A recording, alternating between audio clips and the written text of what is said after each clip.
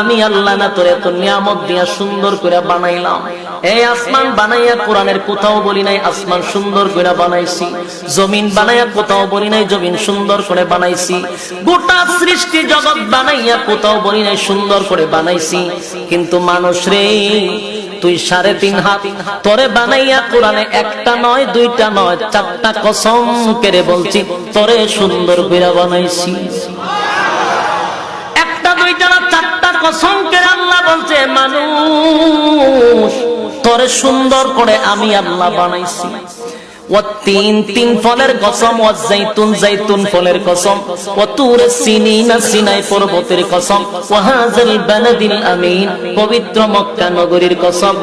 4টা কসম করে আল্লাহ বলেন লাকাদ খালাকনাল ইনসানা ফি আহসানি তাকওয়িম।